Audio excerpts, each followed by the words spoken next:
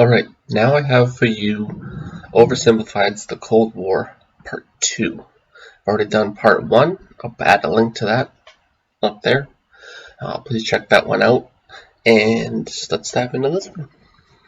This video was made possible by Skillshare, an online learning community where you can learn just about anything. Support my channel by signing up using the link below and get your first 2 months for free. For anyone who thinks recent US history has never been as crazy as it is right now, allow me to present to you the 1960s, extreme cultural division, major political assassinations, and the closest the world has ever come to nuclear apocalypse. Shocked by the CIA's intrusive methods for putting down socialism in Latin America, a certain Fidel Castro met with a certain Che Guevara in a bar in Mexico City, and the two of them decided they should grow some awesome beards and overthrow the Cuban government, which is exactly what they did. Cuba had been America's summer playground, and America didn't like seeing a communist regime being set up in its own backyard. So the US immediately began training up Cuban exiles to invade Cuba and overthrow Castro. However, as the day of the operation came closer, Kennedy wanted to conceal any US involvement in the plan, so he massively scaled back American air support, and as a result, the Bay of Pigs invasion was a humiliating defeat for America. But Castro felt there was still an impending US threat to his regime. Meanwhile, in the Soviet Union, Khrushchev had a lot of medium-range nuclear missiles that couldn't reach America, but they could if they were positioned, say, on an exotic Caribbean island off the coast of Florida. Hey, I'm a communist who hates America. You're a communist who hates America. You know what that means? We should fall in love. I was just gonna suggest you set your missiles up in Cuba. Oh, no, you're right. That's a better idea. Be still, my beating heart.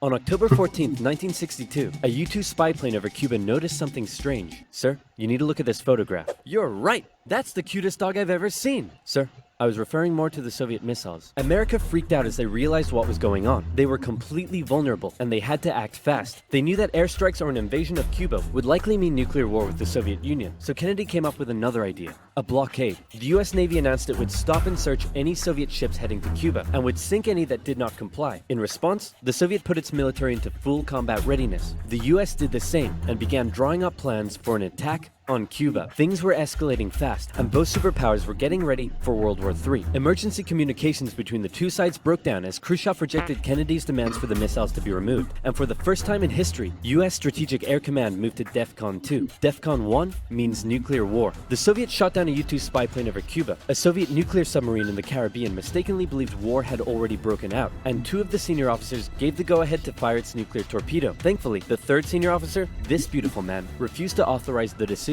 The US finalized its preparations, and I kid you not. Yeah, check out stories on that guy. He basically saved the world.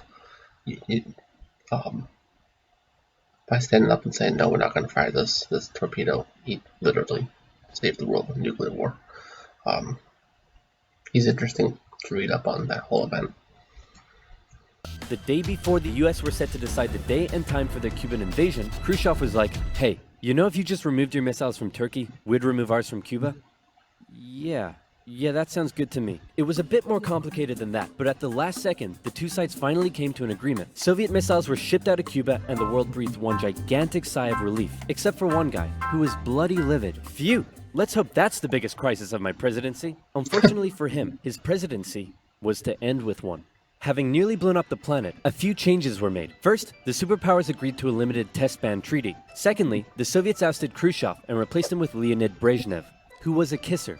He liked to kiss. Both sides were deeply concerned at the prospect of nuclear war, but still, the arms race raged on throughout the 60s and 70s. US intelligence worked out that the Soviets' nuclear arsenal was not as powerful as they previously thought, but in fact, it was America that held the advantage. ABMs and MIRVs were developed, and the doctrine of MAD. If both sides knew they would be completely destroyed by a nuclear war, neither would risk starting one. But even without war, the world was already feeling the effects of nuclear weapons. In 1966, above the pleasant town of Palomares in Spain, a US bomber collided with a tanker mid-air, and 4 hydrogen bombs fell and landed near the town below. It hasn't exploded, so I'm sure everything's fine. Whoa, boy. Hey, I wouldn't eat that if I were you. Okay. What were you gonna do today? Go for a swim? Yeah, I wouldn't. Are you breathing right now? Yeah? Yeah, I wouldn't. It took the Americans 2.5 months to find one of the bombs, which had gone missing in the ocean. This was the 14th time America had lost a nuclear bomb since 1950. Nobody knows how many bombs the Soviet Union lost. So sleep well tonight. After Kennedy's assassination, Vice President Lyndon B. Johnson took over, and he inherited a developing crisis in the East, Vietnam. Back in the 50s, the Vietnamese had kicked their French colonizers out once and for all, and the country was divided into two. In the north, a communist regime, and in the south, an anti-communist regime. Both were led by very sweet-looking old men, but don't let that deceive you. They were both ruthless dictators, and both dreamed of reuniting Vietnam under their own regime. So the north established the National Liberation Front, also known as the Viet Cong, to carry out a campaign of guerrilla warfare in the south with Soviet support. The US sent advisors to help train the South Vietnamese to deal with the threat, but President Diem's brutal policies pushed more and more South Vietnamese to support the Viet Cong. And over the next decade, the situation escalated to a breaking point. America feared the domino effect. That is, if South Vietnam fell to communism, would Cambodia be next? Then Laos? Thailand? Burma? India? LBJ had to make a choice between losing South Vietnam or sending in the troops, and so in they went. From 1965, America found itself in a war unlike anything it had ever fought before. Let's play Spot the Viet Cong Soldier. Did you see him? Of course not. That's because millions of young American men were drafted and sent to fight a ruthless enemy who used the thick jungle as its shield.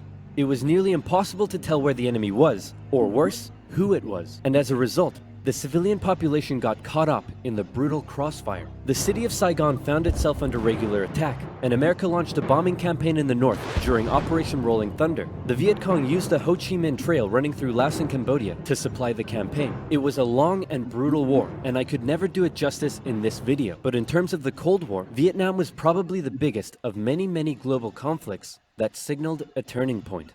Under the threat of nuclear war, the two superpowers began working to make their relationship more constructive, and as a result, their ideological battle shifted away from the potential of direct conflict and more towards attempting to influence smaller proxy wars around the world. In the Middle East, the Soviet Union provided aid against Israel during the Six-Day War, and then again when the US backed Israel during the Yom Kippur War. In Africa, the Angolan Civil War saw US-supported South Africans fighting Soviet-supported Cubans. In the conflict between Somalia and Ethiopia, the superpowers interestingly switched sides as regimes changed, and the US continued fighting the spread of communism in its own backyard, funding the famous Contra groups to fight the socialist junta in Nicaragua. These proxy wars were fierce enough to begin with, but superpower intervention amplified the destruction and created alarming levels of human suffering throughout the Third World. This looks like the back of a concert t-shirt,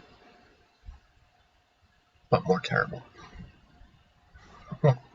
World. And in Vietnam, that human suffering was all being broadcast back home via good old television. Going into the late 60s, America was a changing nation. This became this. This became this. And this became this. The new slogan that was taking root: make love, not war. The majority of Americans did not approve of Johnson's handling of the Vietnam War, and in 1968, a silent majority elected law and order candidate Richard Nixon. As the Vietnam War appeared to be increasingly unwinnable, and public opinion turning increasingly sour, Nixon made the decision to begin bringing the troops home, and ended US involvement in Vietnam by 1973. 2 years later, the South fell.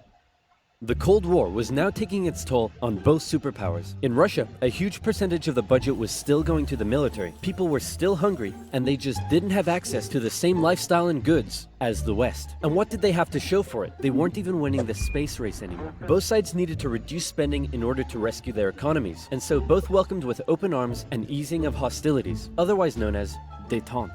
To improve relations, Nixon became the first US president to visit Moscow in 1972, and Brezhnev returned the gesture a year later. A number of treaties were signed, including the 1972 SALT agreement that limited nuclear weapons. Relations with China were even improving via ping-pong diplomacy when the US table tennis team went on a tour of the People's Republic. However, internally, China was still pushing anti-capitalist propaganda, which led to some mixed messages. Nixon even visited China in 1972, and it was a barrel of laughs. Today, the president walks among priceless treasures from China's golden age. Among them, a pair of ear stoppers used by the emperor to keep from hearing criticism. You put the stopper into his ears so that he couldn't hear the criticism. Give me a pair.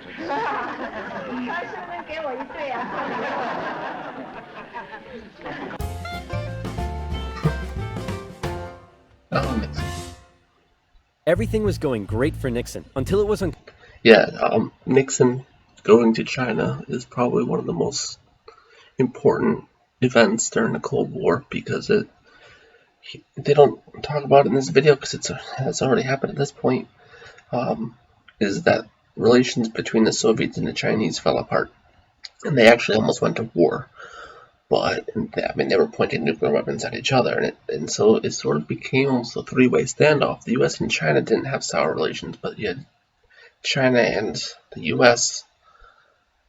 still didn't like each other because ideological differences, but they were both pointing nukes at the Soviets.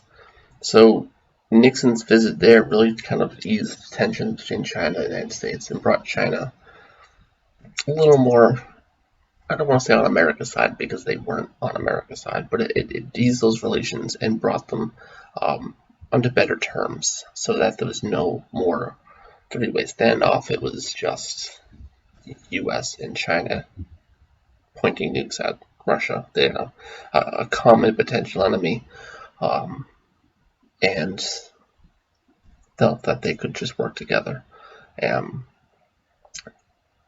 try to improve relations as much as possible. It was probably one of the smartest things that Nixon did. One of the most important events of the Cold War. Like I said, it was game changing because it strengthens China and it removes China as a threat for the United States, so both sides win. So China's economy is strengthened, over the years because of this, but removing the potential of China as a threat, and as a potential ally to the Soviet Union, really helps the United States to focus its efforts totally on the Soviet Union. Even though the Soviets took about 90% of their effort anyways, now they don't have to keep one eye on China. They can just keep both eyes on the Soviets and not be concerned about Chinese intervention. Especially if another war should happen in Asia against communism, it'd be easier for them to keep China out of it. So it was a big deal. Covered that back home he was being a very naughty boy and violating constitutional protocol. I'm announcing today my resignation as president, and I'm passing the office to my vice president, Gerald. Yeah, again, just real quick, I've always said this. Nixon was in the wrong job. He had the wrong job. He was not cut for president. His domestic policies were not very good. But his foreign policy was very good. He should not have been president. He should have been Secretary of State. He was very good at foreign diplomacy, as we see with China and we see with many other places. He does actually really do a good job of that. His foreign relations as president were great. It's just domestic stuff that he's terrible at. But yeah, he was someone, I've said it a million times, that he was in the wrong job. He shouldn't have been president. He should have been Secretary of State. Because that's where his strengths really lie. Gerald Ford. Wow, you mean in America that people can actually remove their leader when he breaks the law? Why not just rule by force? Where's the corruption? And my first act as president is to pardon Nixon. There it is. After the whole fiasco, Americans decided what they really wanted was just a nice, safe guy who wouldn't cheat on them. So they elected Jimmy Carter, and the two sides met in Vienna where they signed yet another strategic arms limitation treaty. It's an honor, Premier Brezhnev. Likewise, President Carter. Please don't do that. But that's not to say there was no longer any tension between the two sides, because there was. Heaps of it. Once again, the Soviet Union put down further attempts at reform and rebellion in the Eastern Bloc. The Euro missile crisis saw new and improved classes of intermediate-range missiles being deployed in Europe. In 1979, the Soviets thought it would be a good idea if they had their own Vietnam and invaded Afghanistan to prevent a US-sponsored Islamic insurgency. And in response to these various crises, Olympic Games were boycotted. Conservatives were concerned that US policy had become too soft, and in 1980, they decided they wanted a president who would be tough on communism, so they elected Ronald Reagan. And Reagan came in guns blazing. Concerned at the Soviet Union's human rights violations, he made a speech calling them an evil empire. And he also wanted to renew the arms race using technological advances in computing and lasers. He came up with the Space Defense Initiative, also known as Star Wars, which was basically a big defensive anti-nuke shield around the country. But a lot of people thought it was a pretty dumb idea. The Soviet Union perceived this shift in rhetoric as the USA getting ready for war, and they were feeling especially threatened as their relationship with their communist ally China had broken down. Relations took a big hit in 1983 when the Soviets shot down a Korean airliner that had strayed into their airspace, and it looked like the world was going right back to mid-20th century Cold War tension. But then Brezhnev got really old and died, and was replaced by this guy who was really old and died, and was replaced by this guy who was really old and died, and he was replaced by Mikhail Gorbachev. Coming into office in 1985, he was the real game changer. His philosophy differed a lot from previous Soviet leaders. He felt that the reason the Soviet system and economy was struggling was that it didn't allow the Soviet people to find satisfaction in their work, because they weren't allowed to speak freely and lived in fear. Gorbachev wanted the Soviet people to be happy, but unlike previous Soviet leaders, he actually made the change happen. Within the first couple of years, he began the political movement for more openness and transparency, and the restructuring of the Soviet political and economic systems. And change very quickly took effect. People could criticize the government, they could enjoy Western pop culture, the media interviewed Margaret Thatcher, but most importantly, the Soviet people could now enjoy Pizza Hut. All hail to Gorbachev. He also knew that the arms race needed to end in order to rescue the Soviet economy, and a positive relationship with the West must be established. Constructive dialogue reopened and resulted in the INF Treaty, which saw all intermediate-range missiles eliminated, which was huge. Reagan's tone towards the Soviet Union began to soften, and things were looking up. But what would these reforms mean for the Eastern Bloc? For decades, the Soviets had been brutally suppressing any attempt at change. Now, would they be allowed? And that was the exact question on Hungary's lips when the Prime Minister visited Moscow. Gorbachev's response: he didn't necessarily agree with the reforms, but he wouldn't stop them either. He was prepared to let the Eastern Bloc choose its own future. This was massive, and the Hungarian leaders began planning free, multi-party elections. Poland followed suit and also held elections in June. The anti-Soviet party Solidarity won 99 out of 100 seats in the Senate. But not just that. In Hungary, the barbed wire border between East and West was removed. The Iron Curtain was unraveling. But not all Eastern Bloc leaders were happy. Notably, East Germany was still ruled by a hardline Stalinist, Erich Honecker, and many East Germans were still eager to get out. They had been trapped by the Berlin Wall, but now they were doing the math. If they could travel to Hungary, and Hungary's border with the West was loosening, could they now make it to the West? That summer, East Germans decided Hungary was the latest top holiday destination. They traveled there in droves, and using various methods, tens of thousands crossed the border into Austria and the West. Honecker was furious, and blocked travel to Hungary, but that civil liberties train had started rolling, and it wasn't stopping. Thousands more flocked to the West German embassy in Prague, where they stormed the fence around the embassy gardens, and a temporary refugee camp was set up. In September, deals were struck to allow the refugees to travel west via train. Back in East Germany, the people were running on a civil liberties high, and they wanted their next hit. Dissent was growing. Over time, demonstrations turned to mass protest, with plainclothes secret police officers doing their best to put down the dissent, but it had grown well out of their control. And worse, the biggest demonstration was yet to come. We're gonna put all of this down by force. Right, guys? Guys? Unfortunately, everyone had realized what he had not. This was bigger than them, and the entire East German Politburo voted him out of power. On November 4th, over 500,000 East Germans took to the streets of East Berlin. For many, there was still one big target left in their sights: that damn wall. The pressure on the East German government was too great, and on November 9th, they made a bit of a chaotic announcement that the travel ban between East and West was being lifted. The change wasn't meant to take effect until the next day, and crossing guards still had orders to shoot on sight any who tried to cross. But that night, huge crowds gathered at the crossing points, and the guards were overwhelmed. In an astronomically historic moment, after decades of family separation and travel restriction, the people were allowed to pass through. East and West Berliners couldn't believe it and celebrated together throughout the night. Some even climbed the wall and began to topple it. The Iron Curtain had fallen, and a year later, Germany would be reunited.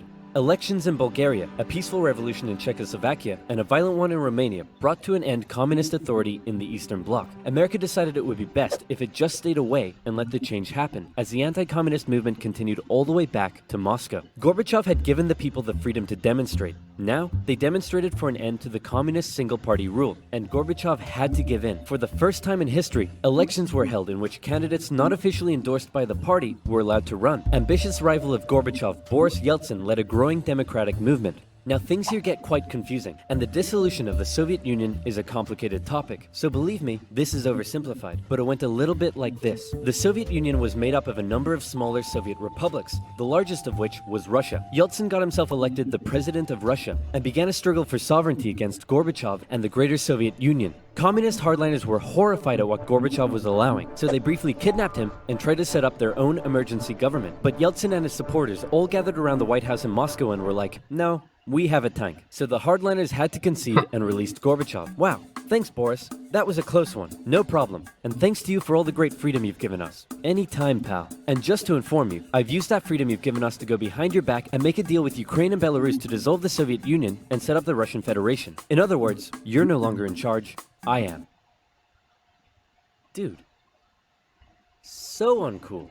And so decades of tension and the everlasting threat of nuclear war finally came to an end as democratic governments were established in many of the old Soviet republics, and the world got along together forever after. Right, guys? Hey, this modern art thing is growing on me. Where can I learn to do that? Oh, yeah.